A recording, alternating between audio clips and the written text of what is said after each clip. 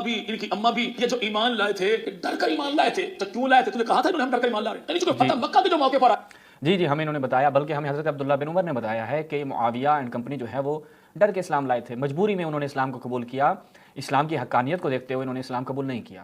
فیصل علی معاویہ لوگوں کو بیٹھ کر ممبر پر اس طرح سے دوسرے لوگوں کی مثالیں دیکھ کر دھوکہ دینا، فریب دینا اور معاویہ کا دفاع کرنا بہت آسان ہے، علمی میدان میں تمہاری حیثیت زیرو ہے۔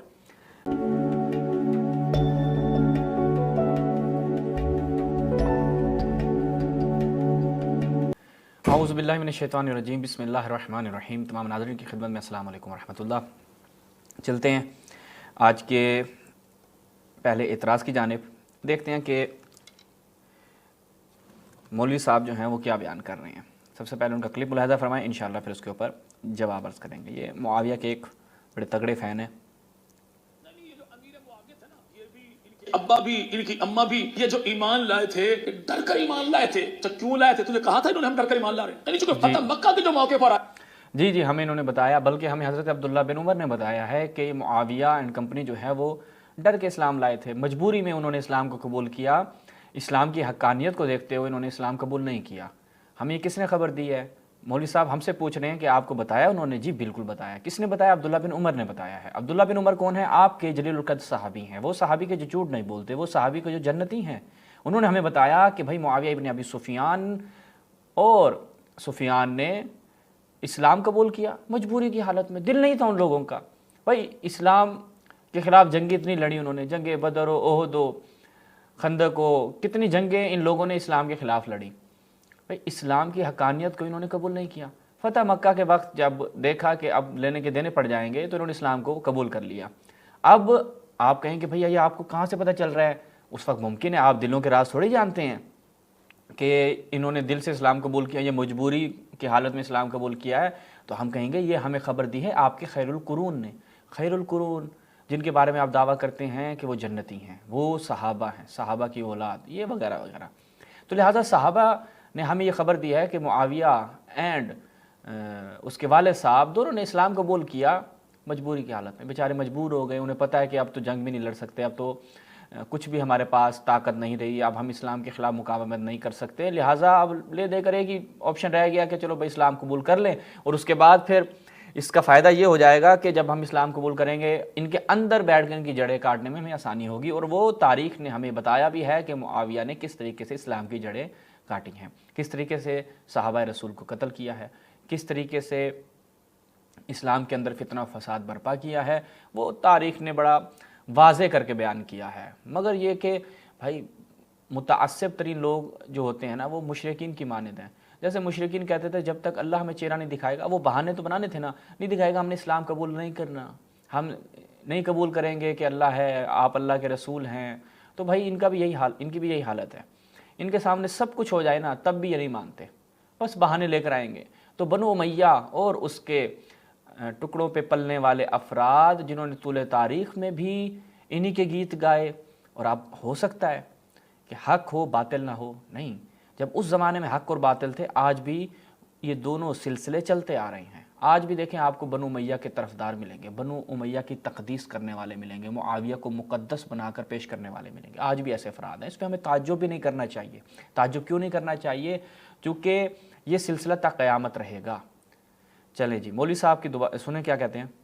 تو ڈر کر لائے ہوں گے۔ اگر یہ ڈر کر ایمان لائے تو جناب عباس کا ایمان کا کیا بنے گا؟ اگر یہ ڈر کر ایمان لائے تو جناب عقیل کا ایمان کا کیا بنے گا؟ اگر یہ ڈر کر ایمان لائے تو نبی پاک کے چچا یعنی ابو لہب کے بیٹوں کے ایمان کا کیا بنے گا؟ اگر یہ ڈر کر ایمان لائے تو نبی پاک کے سب سے بڑے چچا جناب حارث کے بیٹوں کے ایمان کا کیا بنے گا؟ صرف یہی نہیں، یہ بھی سارے ایمان لائے تو فتح مکہ کے موقع پر ایمان لائے، یعنی ان کے ایمان کو تو اللہ کے نبی نے قبول کیا تھا، ان کے ایمان کو تو اللہ کے نبی نے قبول کیا، لیکن ابو سفیان کی اولاد کے ایمان کو بھلوال کی ملک نے قبول کرنا تھا، وہ بھی تو خدا کے نبی ہی نے قبول کیا تھا۔ نہیں یہ چونکہ ایمان انہوں نے چھپایا تھا 2 سال، علی کے چچا جناب عباس 6 سال ایمان چھپائے، تو ان کا ایمان قابل قبول کیسے؟ جناب ابو طالب تمہاری اپنی کتاب میں مرتے دم تک انہوں نے ایمان کو چھپایا تھا، جو 2 سال ایمان چھپائے، اگر اس کا ایمان قابل قبول نہیں تو پوری زندگی ایمان چھپائے، اس کا ایمان قابل نہیں، ایمان چھپایا نہیں تھا۔ ہم کہتے ہیں کہ انہوں نے جو اسلام لائے ہیں یہ کس طریقے سے اسلام لے کر آئے ہیں۔ میں آپ کے سامنے روایت رکھتا ہوں، آپ کے ہی گھر سے صحیح سند روایت ہے، ملاحظہ فرمائیں۔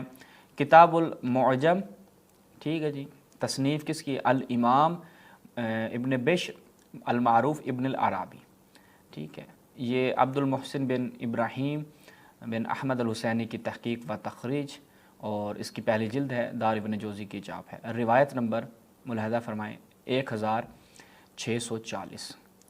نہ ابو یحییٰ یعنی حدثنا ابو یحییٰ دقریہ بن یحییٰ النافذ حدثنا صالح بن عبداللہ ترمذی محمد بن الحسن عن العوام بن حوشب عن جبلہ بن سحیم عن ابن عمر۔ کون ہے جی؟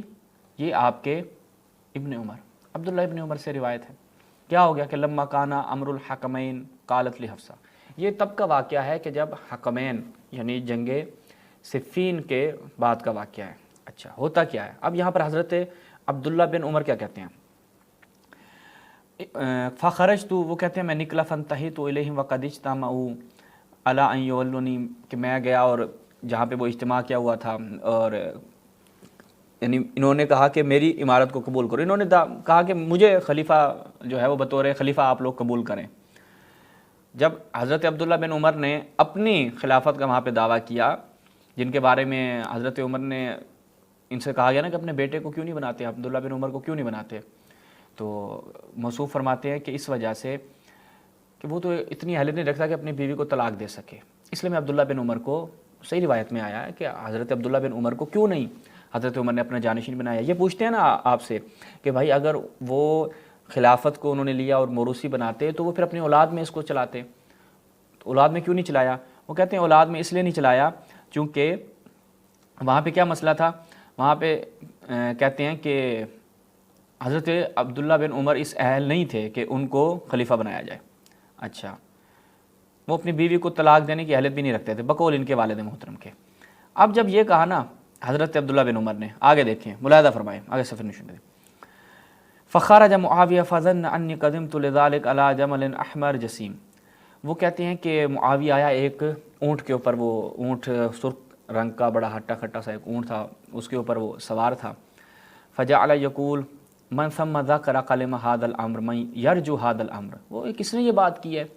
کیونکہ معاویہ کو لگا کہ یہاں پر کوئی خلافت کی بات کر رہا ہے اور اس امر خلافت کے متعلق وہ کلام کر رہا ہے، یہ کس نے بات کی؟ کون امید رکھتا ہے کہ وہ خلیفہ بنے ہیں؟ معاویہ نے جب یہ بات کی تو یہاں پر حضرت عبداللہ بن عمر کیا کہتے ہیں، توجہ کریں، فَأَرَدْتُ، میں نے ارادہ کیا، اقول، میں کہوں، من ضربک واباک علی الاسلام، جس نے تیرے باپ اور تجھ پر اور تیرے باپ پر اسلام کے لیے ضرب چلائی، حتی ادخلکما فیہا کرہا، تیرے باپ اور تیرے اوپر ضرب چلائی یعنی تیرے اور تیرے باپ کے اوپر تلوار رکھی، جنگ کی، جب نوبت یہاں تک آن پہنچی، حتی ادخلکما فیہ، جب یہاں تک کہ تم دونوں اسلام میں داخل ہو گئے، کرہن، کیسے؟ یہ ہم نے آپ کے لیے نیچے اس کو وہ بھی کیا ہے، کراہت رکھتے تھے تم لوگ۔ عبداللہ بن عمر نے کہا میں نے ارادہ کیا یہ میں کہوں کہ تو جو پوچھ رہا ہے نا کس نے یہ بات کی ہے کہ جناب وہ اس امر کا حقدار ہے، خلافت وہ لے گا، کس نے یہ بات کی ہے؟ تو حضرت عبداللہ بن عمر کہتے ہیں کہ میں نے کہا کہ میں یہ بات کروں کہ اس نے، کہ جس نے تیرے باپ اور تیرے گردن پہ تلوار رکھی تاکہ تم اسلام میں داخل ہو جاؤ، اور اسلام تم نے کس حالت میں قبول کیا؟ کرہن، یعنی کیا مطلب ہے؟ مجبوری کی حالت میں، کراہت رکھتے تو تم اسلام قبول کرو، تلوار آئی فوراً تم لوگوں نے اسلام قبول کر لیا۔ تو یہ پروفیسر علی معاویہ لوگوں کو بیٹھ کر ممبر پر اس طرح سے دوسرے لوگوں کی مثالیں دیکھ کر دھوکہ دینا، فریب دینا اور معاویہ کا دفاع کرنا بہت آسان ہے، علمی میدان میں تمہاری حیثیت زیرو ہے۔ ثم، پھر وہ کہتے ہیں ثم ذکرت الجنہ ونعیمہا فانصرفت عنہا، کہتے ہیں کہ اس کے بعد مجھے یہ میں نے ارادہ کیا ہوتا سفیر اگنیشن بدید، ثم ذکرت الجنہ ونعیمہا فانصرفت عنہ، میں نے کیا کیا؟ ارادہ کیا، سفیر اگنیشن بدید، مجھے جنت اور اس کی نعمتیں یاد آ گئی، ٹھیک ہے، مجھے جنت اور اس کی نعمتیں یاد آ گئیں، فانصرفت عنہ، پھر میں نے یہ کہنے سے جو ہے نا روگردان ہو گیا، میں نے یہ بات نہیں کی ورنہ میں نے یہ بات کرنی تھی۔ حضرت عبداللہ بن عمر کہتے ہیں روایت کی سند بالکل صحیح ہے، میں ایک ایک راوی آپ کی خدمت میں بیان کرتا ہوں تاکہ آپ کو روایت کا معلوم ہو۔ یہ پہلا راوی اس کا جناب تاریخ زکریا بن یحییٰ بن عبد الملک بن مروان، تاریخ مدینۃ السلام کتاب ہے۔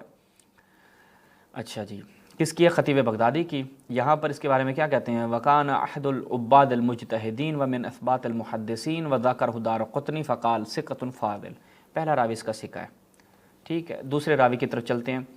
اچھا، اصل روایت میں ہم دیکھ لیں دوسرا راوی زکریا بن یحییٰ ناقد، دوسرا صالح بن عبداللہ ترمذی دوسرا راوی ہے اس کا، صالح بن عبداللہ ترمذی۔ یہ صالح بن عبداللہ ترمذی یہاں پہ تقریب التہذیب میں جب ہم جاتے ہیں تو یہاں پر ملاحظہ فرمائے ابن حجر اسقلانی، یہ ہمارے ایک پاکستانی کی تحقیق اس کے ساتھ ہے، صالح بن عبداللہ بن ذکوان الباہلی ابو عبداللہ ترمذی ثقہ، ٹھیک ہے، یہ بھی کیا ہے، ثقہ راوی ہے۔ اچھا، اس کے بعد اسی کو تاریخ الاسلام کس کی، شمس الدین ذہبی کی، صالح بن عبداللہ بن ذکوان ابو عبداللہ ترمذی الباہلی الحافظ کان ثقہ صدوقاً صاحب حدیث، ابو حاتم نے کہا صدوق، ٹھیک ہے جی۔ تو یہ راوی کیا ہے، ثقہ ہے۔ دوسرا راوی بھی کیا ہو گیا، ثقہ۔ تیسرا راوی ہم دیکھتے ہیں اصل روایت میں کون تھا، یہاں پہ ہمیں تیسرا راوی دیکھنے کو ملتا ہے محمد ابن الحسن، ٹھیک ہے جی، اس کو بھی ہم دیکھ لیتے ہیں یہ کون ہے، محمد ابن الحسن۔ یہ محمد ابن الحسن ملاحظہ فرمائیں، محمد ابن الحسن یہ بھی اصلہ شامی، اچھا ہے بھی شامی راوی، ٹھیک ہے، معاویہ کے حوالے سے یہ روایت، اور یہ کیا ہے، ابن حجر نے کیا کہا اس کو، ثقہ کا ہے۔ اچھا، اس کے بعد یہ کیونکہ عوام بن حوشب اس کے بعد والا راوی ہے، تو یہاں پر ہم نے دیکھیں محمد ابن الحسن یہ عوام بن حوشب سے روایت کر رہا ہے، وثق ابن معین نے اس کو ثقہ قرار دیا، ابن حجر نے بھی کیا اس کو ثقہ قرار دیا۔ اس کے بعد عوام بن حوشب میں ہم ایک دفعہ پھر بھی اصل روایت میں آپ کو دکھا دیتے ہیں کہ یہ کس سے روایت کر رہا ہے، یہ دیکھیں کہ محمد ابن الحسن انل عوام ابن حوشب، ٹھیک ہے، یہ عوام بن حوشب سے روایت کر رہا ہے، اور اس کے بعد جبلہ بن سہیم ہے، ٹھیک ہے، یہ بھی ہم آپ کو دکھاتے ہیں۔ یہ تقریب التہذیب دوبارہ سے ابن حجر اسقلانی، ٹھیک ہے، اس میں جب ہم جاتے ہیں تو یہاں پر عوام بن حوشب ثقہ ثبت فاضل، ٹھیک ہے، یہ ثقہ راوی ہے۔ ایک اور کتاب سے چلتے ہیں، سیر و اعلام النبلاء، کیا کہتے ہیں، علامہ ابن حوشب الامام المحدث، امام ہے، محدث ہے، ٹھیک ہے، ذکر و احمد فقال ثقہ، احمد نے جو ہے وہ اس کو 2 مرتبہ کیا کہا ہے، ثقہ ہے۔ اچھا، اس کے بعد جبلہ بن سہیم تھا، اس کو بھی ہم یہاں سے دیکھ لیتے ہیں، یہ تقریب التہذیب ہے، اور اس میں ہم جاتے ہیں راوی کا نمبر 905 ہے، جبلہ بن سہیم ثقہ، ٹھیک ہے، کوفی ہے، ثقہ راوی ہے۔ اچھا، اس کے بعد اسی راوی کو سیر و اعلام النبلاء میں بھی دیکھیں، سیر و اعلام النبلاء شمس الدین ذہبی، اس کی 5ویں جلد ہے، شعیب النوت کی تحقیق کے ساتھ ہے، جبلہ بن سہیم من ثقات التابعین، ٹھیک ہے، یحییٰ قطان ابن معین نے اس کی توثیق کی ہے، اور شعبہ اور سفیان جو ہے اس نے بھی اس کی کیا کی ہے، توثیق کی ہے، تو یہ بھی کیا ہے، ثقہ ہے۔ اچھا، اس کے بعد جبلہ بن سہیم کس سے روایت کر رہے تھے، ابن عمر سے، تو لہٰذا اس کے بعد کسی قسم کی کوئی توثیق کی ضرورت نہیں ہے، تو روایت جو ہے وہ صحیح ہے، جس سے یہ معلوم ہوتا ہے کہ معاویہ بن ابی سفیان ڈر کر، خوف کر، کراہت کی حالت میں اسلام لے کر آیا تھا۔ اسی پہ ہم آپ سے اجازت چاہتے ہیں، والسلام علیکم ورحمۃ اللہ۔